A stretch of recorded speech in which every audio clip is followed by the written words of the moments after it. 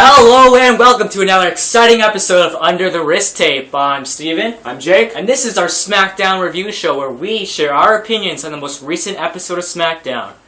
We like to start off with a thing called win and fail. So Jake, start with your win. My win, the main event. I remember when the match started around 9:30. I was wondering, are they going to really go for 30 minutes? They did. And it was a fantastic match with a clean finish, which I didn't see coming. I thought there'd be some interference by Chris Jericho or Alberto Del Rio or some sort of shady finish, but no. They both went for their finishing moves, went back and forth, countered, and then in the end, Sheamus rolled up with a schoolboy, which I'm not really big on the roll-ups, but a clean victory. I'd rather have that over a DQ. It was a great match, and that's why it's my win. Yeah, I was definitely surprised to see a clean match, especially with two faces in the ring. And we both agreed about like 10 minutes left, like around 8:50 Eastern Time. Alberto Del Rio, 8:50, or I mean 9:50. Alberto Del Rio or Chris Jericho would come out to get the disqualification, but that didn't happen. We saw a clean finish, even though we don't really like roll-ups. It was still a clean finish. Exactly. So my fail. Santino Marella defeating Cody Rhodes. Cody Rhodes is a much better wrestler. He controlled him for most part of the match. But it's the power of the Cobra. Just because he puts a green sock puppet on his hand and he can poke you in the throat, that guarantees you a win every time? Yeah, it's like he's using Thor's hammer to knock you out. It's not, it's a piece of, like, silk. Exactly. If Daniel Bryan kicks you in the head and you kick out, then you should not be kicking out from... I know. Unbelievable. Anyways, your win? Well, I just want to elaborate on the Santino and Cody thing for a second. Like you said, Cody was decimating Santino throughout the whole match. He always does whenever those two have any in-ring interaction. And he does one little poke and it finishes him off. It's stupid. It's garbage. Yeah, exactly. Okay, well, that's what I wanted to say. So my win, I agree, I was going to choose the main event for my win, but I don't really want like the same win and fail. Right. So there was a little thing we saw at the beginning of SmackDown. A guy held a sign saying Bobby Howard over, or the sign over Ryback. I thought it was excellent. I loved Bobby Howard when he faced Mark Henry, just because it's fun to like a guy like that. I even made a theme song for him with my brother, and I was on the drums. Like, that's how much I kind of, like, idolized Bobby Howard, even though, it's Bobby Howard. He's legendary. He's the first introductory in the Hall of Pain. Yeah, exactly. He started out Mark Henry's run of dominance. Yeah, but, I don't know, I love Bobby Howard, and seeing that sign just made me laugh. Yeah, that was hysterical. So, my fail, we saw Sheamus and Randy Orton in a match, which is great, but where was Alberto Del Rio and Chris Jericho? It's the last SmackDown before Over the Limit, and they're not there. I'd say drop Santino versus Rhodes off the card, because I must admit that was the weakest match on the card. Put Del Rio against Jericho. I know they're two heels, and not everybody's going to want to see them. It's like, boo that guy, but in the end, it's going to be a great wrestling match. Exactly, because we saw the two faces go at it. Why not see the two heels go at it? Exactly. Yeah, that's my fail. So for the opening of SmackDown, we saw CM Punk and John Laurinaitis again. Before, I made it that my fail. But this time, CM Punk made his redemption. Yeah, it was a well-done promo. At the end, I found it funny, Laurinaitis just losing it, saying, I despise every one of you, and you can all go to hell, which I thought it'd be more effective if he said, kiss my ass, or something like that, to imply that he really has gone off the edge, but... I guess he is a classy man. He wants everybody to pray for him. Really, you don't need much prayer when you're going against the Green Lantern. Sorry, John Cena. Yeah, exactly. But I enjoyed the opening segment. It was refreshing that CM Punk didn't say toolbox or tool in the promo, which was repetitive from his last thing. He actually brought up new material. It was actually great to see CM Punk, which I saw him and liked him before. Exactly. So we saw your up-and-comer favorite, or you like this guy, Damien Sandow. He was in a backstage segment with Zack Ryder.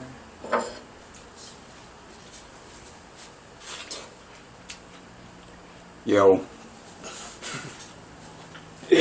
Oh, what the hell was that? I have no clue. Did he just have a piece of watermelon? Alright, so... Yeah, so we saw Damien Sandow backstage with Zack Ryder, and Zack Ryder was doing his... He ate a piece of watermelon. He just walked in and ate a piece of watermelon. Who does that? He's the biased black guy. I guess so.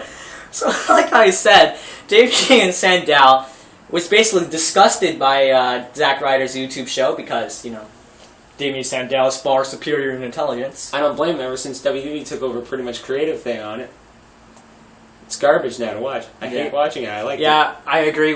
Since it got changed to the WWE Fan Nation channel, it's garbage. I liked it when it was on Z True Long Island, or I think that was his channel name. It was good. Yeah. Before. Long Island Ice Z. Oh yeah, Long Island Ice Z. So then now we see Damien Sandow go into the ring, and it looks like he's going to face Yoshi Tatsu, but he does the same thing as he was going to face Darren Bateman. He feels his opponent is unworthy, and he wants to step up. Tatsu's a bit of a step up. Actually, not really a bit. He is a step up. I know he's not great on the mic, but he is a fantastic wrestler, actually. Exactly. They just haven't utilized him properly. But that's just with, like, Sin Cara, the only thing he did was point, right? You can't really use a guy who can't story tell. Right. Then Tatsu gets in the mic. Sandow! You're chicken! Yeah. Bark, bark, bark. And that just makes Sandow furious, and he just goes to town on Yoshi Tatsu. Pulls out these pink tights out of nowhere. Yeah. It was Starts doing a full Nelson facebuster Yeah. into the turnbuckle repeatedly. Then multiple knee strikes to, I think, the ribs, upper body. Yeah. And then hits a cross-arm neckbreaker. Not too fancy on that as a finisher. Well, I don't know if that's gonna... I don't know, maybe that will be his finisher, maybe not. If that is, then that's a mistake. But he showed us that he can be pretty violent, and he just totally... I know he kind of sucker punched Yoshi Tatsu because Yoshi turned his back, but still, he just outright decimated him. So And then after the match, he just regained his composure. Yeah, and he basically turned back to that intelligence guy. Yep. So do you think he's gonna have sort of like a split personality, maybe? Like in the ring, he's... That'd be a really interesting gimmick. I'd like to see like that. out of the ring, he's like all formal. He talks right, but then in the ring, he just loses all that and just decimates you. They tried that a few years ago with Festus. When Festus was that. out of the ring, he was... And then also, you heard that bell ring. It's like, oh. Yep. I'd like to go to the tag team match of the night, because everybody knows I'm a tag team wrestling guy. Kofi Kingston and R-Truth versus Titus O'Neil and Darren Young.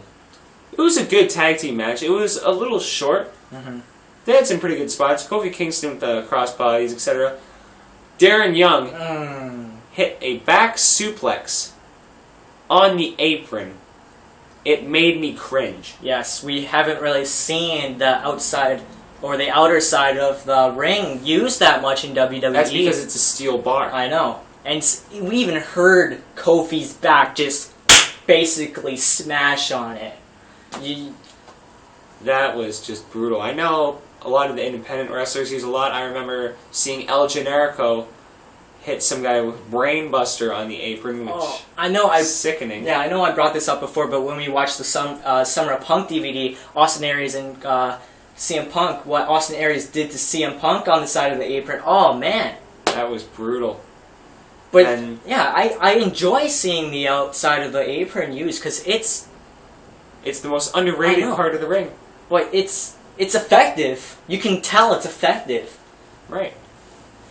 But yeah, we saw Kofi and R-Truth win the match. Obviously, I didn't suspect Titus and Darren Young to defeat the champions. They have been on a roll, but I don't think they're on that much of a roll yet. Yeah. They're new blood. They're coming in. Speaking of new blood, my sub fail. No Ryback or Antonio Cesaro, who they've both been getting decent pushes over the past few weeks. They've done well in the ring. I enjoy watching Ryback squash people. That's like the only guy I watch to watch squash people. Yeah, because he goes for for speed after the match, and his lariats are stiff. And then Cesaro is just a great wrestler overall. Very versatile.